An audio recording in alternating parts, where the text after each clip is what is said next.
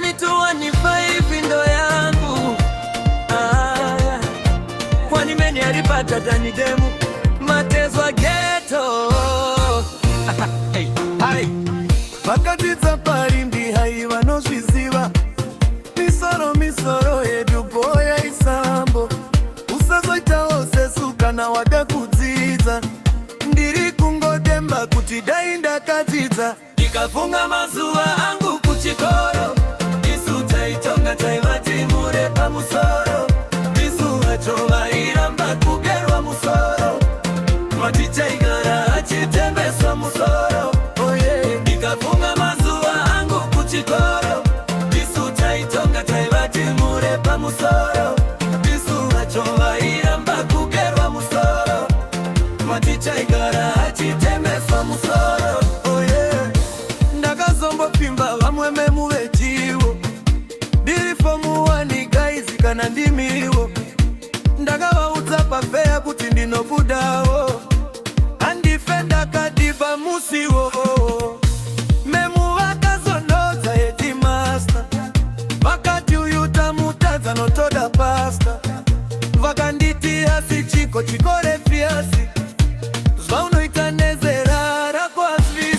Ndikafunga mazuva angu kuchikoro isu taitonga taivati mure pamusoro isu vachova iramba kugerwa musoro maticha igara achitembeswa musoro.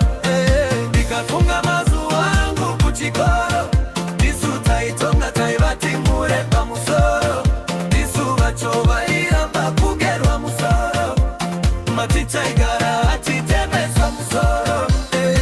Ndava fomu 2 hapana kumboita njeji taimba mangoma tichiridza mabenji paiti nini Yosifati na benji apa taigara takadaro pasemupenji tairova zvimafruti zvimaorenji nezvimwe zvimagutu fudu palanji mabhuku nemapilo hatisaimbotenga taingoba vemwe vana vetenga mabebi taida nozitimbura nonzenga matopu supu wacho ndivo vana vatainga.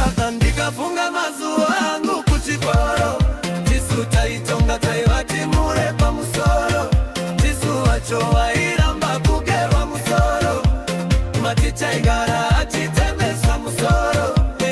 Ndikafunga mazuva angu kuchikoro tisu taitonga taivati mure pamusoro tisu vacho vairamba kugerwa musoro maticha igara achitembeswa musoro.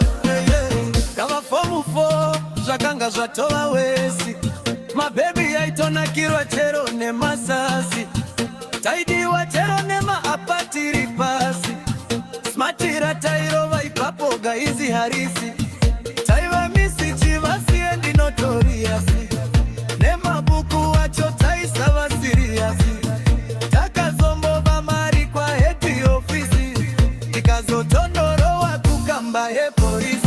Ndikafunga mazuva angu kuchikoro isu taitonga taivati